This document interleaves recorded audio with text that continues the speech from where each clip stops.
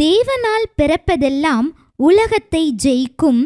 நம்முடைய விசுவாசமே உலகத்தை ஜெயிக்கிற ஜெயம். தேவனால் பிறப்பதெல்லாம் உலகத்தை என்ன செய்யுமா? ஜெயிக்கும்.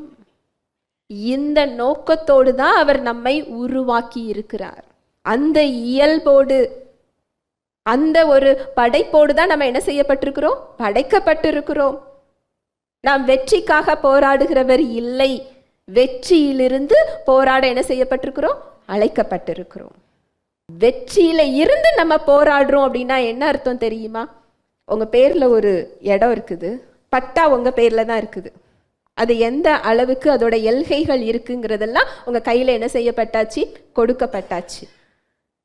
யாரோ ஒருவர் அதுல ஒரு குடிசையோ இல்ல ஒரு வீடோ கெட்டி வச்சிருக்கிறாங்கன்னு வச்சுக்கோங்களேன். உங்களுக்கு அந்த இடத்துல பயம் வருமா? பயத்துக்கு மாறா அதுல என்ன வரும்? கோபம் வரும். யார் இடத்துல யார் வீடு கட்டி இருக்கிறாங்க? பட்டா உங்க பேர்ல இருக்குது. நேரா அதை எடுத்துட்டு போய் அந்த நபர்கிட்ட காண்பிப்போம். அவர் ஒத்துழைக்கவில்லை என்றால் எங்க போயிருவோம்?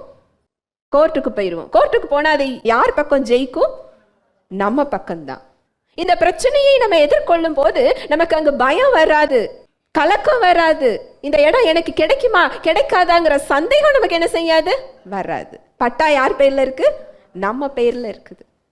அதுபோல இந்த வெற்றி உங்களது பெயரில் இயேசு கிறிஸ்துவின் இரத்தத்தினால் முத்திரையிடப்பட்டு என்ன செய்யப்பட்டிருக்கு? கொடுக்கப்பட்டிருக்கு. இதை நீங்க தெரிந்து கொண்டீங்கன்னு சொன்னா உங்க பிரச்சனைகள்ல உங்களுக்கு எனக்கு இது கிடைக்குமா கிடைக்காதாங்கிற சந்தேகம் என்ன செய்யாது? வராது. ஹல்லேலூயா, பிரைஸ் தி லார்ட்.